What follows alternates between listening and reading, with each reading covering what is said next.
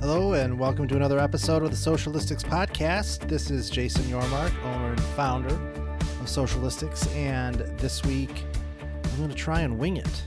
Typically I have a topic that I want to throw out there, but this week I just kind of wanted to talk through what I've experienced over the past couple of weeks and how we're doing as an agency. And certainly the goal of this particular podcast is to be helpful to folks that are looking to start an agency or maybe have just started one. So I might as well start providing a little bit more visibility and insight into what we're experiencing and what's great, what's challenging, and all that good stuff and in between. So maybe this is a little bit of a smorgasbord episode of a variety of different things, but I wanted to start with what I've experienced the past couple of weeks. I traveled to Arizona for a couple of weeks. I play baseball, and we have our World Series in Arizona every year. They still had it this year, despite the pandemic, with some pandemic provisions in place. But I decided to go for it, and I'm glad I did.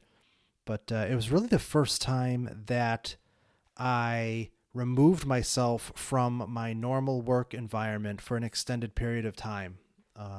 In this case, 2 weeks. And, we're a virtual agency, so I didn't really think too much of it. I have my laptop. I knew that I would go and still work and stay on top of things. But I don't think I really had a good sense of what that experience was going to be like, because it was really the first time that like I said, was away from my normal work environment where I didn't have anything really else kind of interfering too much with the day-to-day operations of our agency. So I think I kind of underestimated a little bit of what kind of thrusting yourself into an environment like that how that might impact your mindset and how you're running your business. And I think it was a couple things. Number one, it's really hard. You can't really check out. I mean, especially with where we're at, look, we're still a smaller agency. I've hired a couple people recently, so we're up to, I think 8 or 9 people. So that's big for us. That's twice what it was a couple months ago. So, you're still small, but I'm the sales team. I haven't gotten to the point where we've hired a sales team yet. So I'm the business development guy.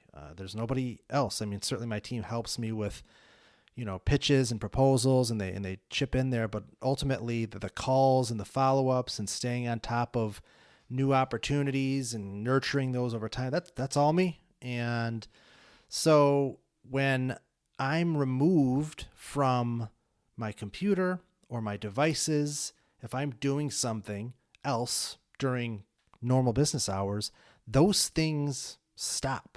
And that didn't really click with me, because again, this is the first time I was thrusted into an environment where I would be away from that for extended periods of time. So, I do my best to kind of get out in front of those situations. If I know I'm going to be away for 3, 4, or 5 hours, I try to kind of do as much as I can ahead of time, but you can't plan when somebody might reach out to you or ask for something or send you an email. So it's tough. And I think the biggest learning for me, I think what I took away from it was, I probably need another me. I need to at least start to pursue another version of me if I ever want to be able to actually ever go on a vacation. Because vacationing isn't just where you physically are.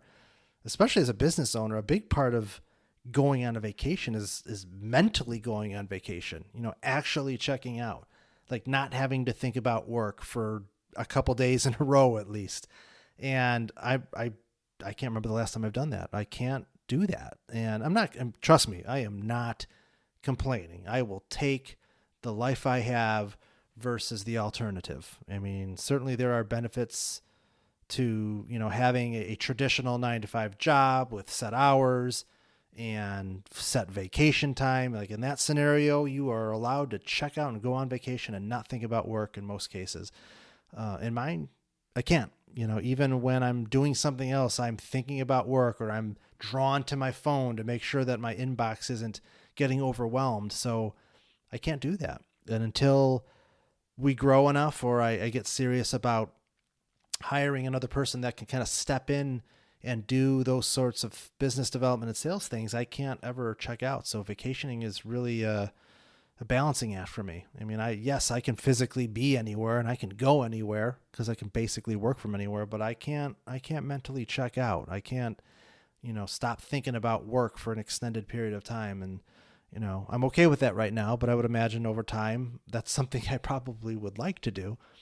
But that comes with time. And I think that's one of the things. If you're starting an agency or thinking about starting an agency, you need to be prepared to kind of be all in for quite some time before you're going to be able to mentally remove yourself from your work completely. And that's just kind of the trade-off. You're going to have to allow time for your agency to grow enough where it makes sense fiscally to be able to bring somebody in that's going to help alleviate some of that workload and allow you to kind of go on a true vacation. And I think that was the biggest takeaway for me. Not having my dual screen computer and productivity certainly was, a little bit lower being on a laptop and in a dining room of an Airbnb. But I was still able to stay on top of things. But vacationing was definitely an interesting experience in terms of what you can and can't do as an agency owner. So that was one of the big takeaways. The other thing is you can bank on it when the minute you leave your normal environment, shit hits the fan. Like everything's fine, everything's great. And then you leave. And then when you're away, that's when everybody needs something, or that's when, challenging things come up. So that certainly was the case too. So you kind of have to be prepared for that too. So that's tough. Now I'm lucky because I have a great team and they're able to kind of fill in and help out in terms of, the day-to-day client operational sorts of things. And that's super important. You need to have people that you trust. You can't just hire people that just do work. You really want to make sure you surround yourself with people that you can trust and have a high level of intellectual horsepower, emotional intelligence. I'm gonna do an episode eventually about just that. The power of hiring people with incredible emotional intelligence is an incredible trait to have and to surround yourself with, and I'm lucky to have that. But you leave for a couple weeks and everything just seems to hit all at once. So another takeaway was we lost a couple clients, and there's good attrition and there's bad attrition. In this particular case, it's good attrition. We've learned over time who the right type of client is for us and who the wrong type is, especially me. I've gotten better at assessing that up front and feeling confident in not getting into a relationship with a situation that I sense is not a good fit. Now, that being said, there's been plenty of incidents where I've kind of been on the fence and decided, well, I don't know definitively, so let's give this a shot.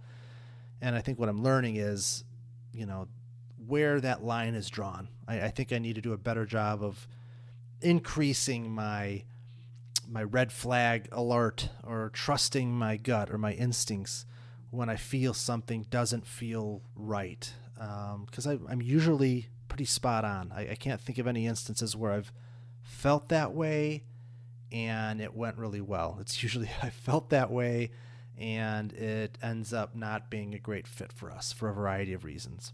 Typically they involve, clients not treating my team well. I have a zero tolerance policy for assholes. I don't allow clients to treat my team disrespectfully, and that's a line that I draw. So oftentimes it could be something along those lines, or often it's usually that, or the client is just unresponsive, or they don't meet us halfway on anything. You can't, as an agency owner, you can't do great work for a client if they're going to check out completely.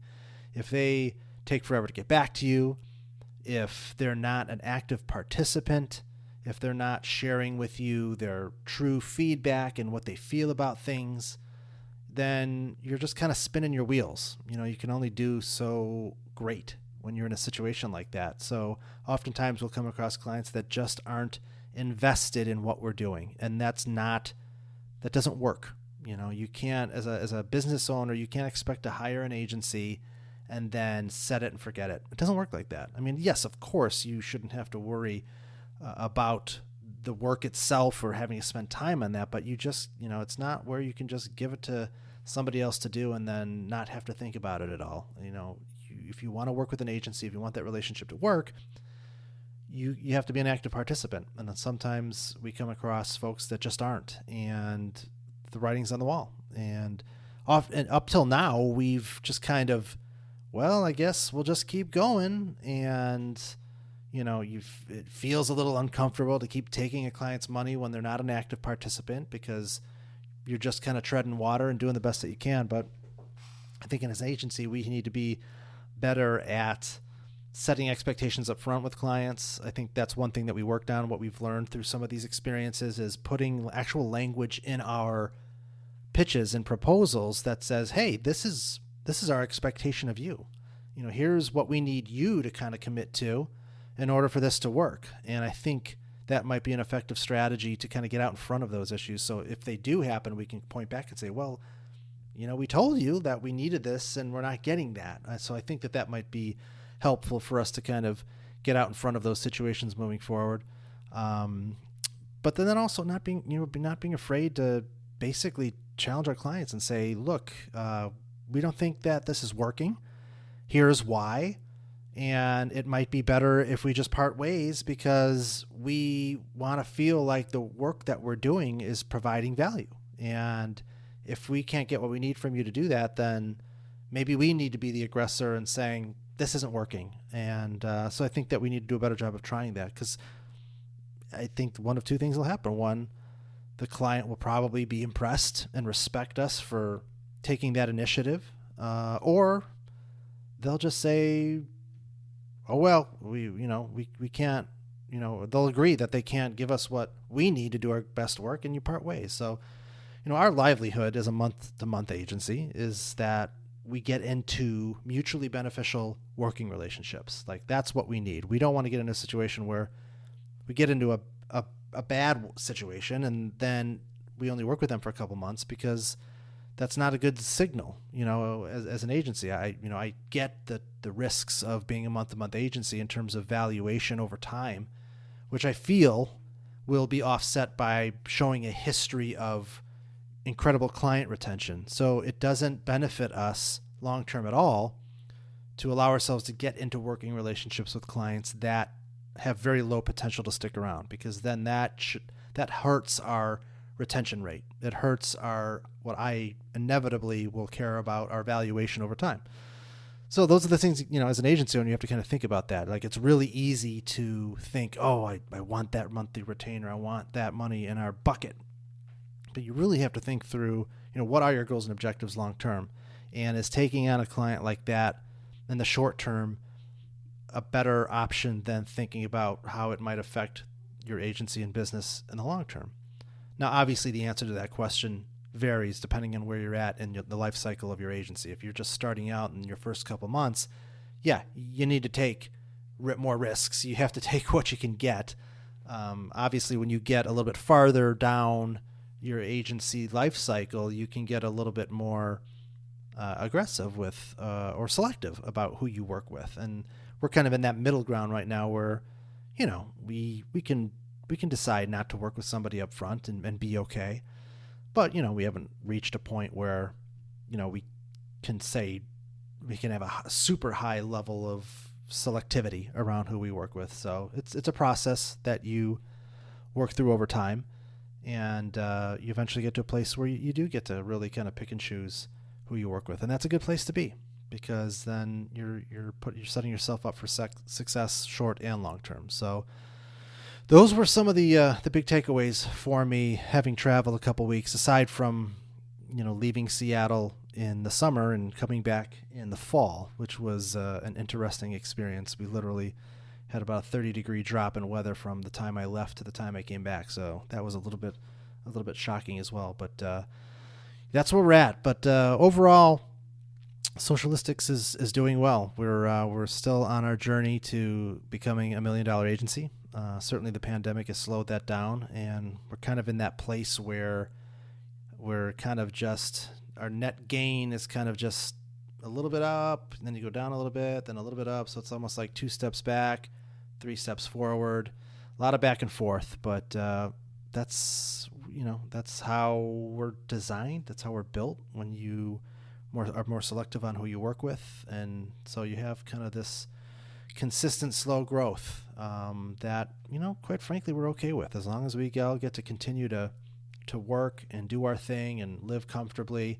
I'm okay with a slower path to that ultimate goal, and I think there's an outside shot we could hit it by the end of the year, but I think I'd put a lot of money on the fact that we're definitely going to hit that in 2021 and beyond. So I'm really happy with where we're at. So that's it for this week. Short version, but I'm excited with some of the topics we'll be discussing in the next couple weeks. So thanks for listening. Please follow us on Socialistics. All you got to do is search for our name, our website, social media, leave a review on iTunes, help other people find this.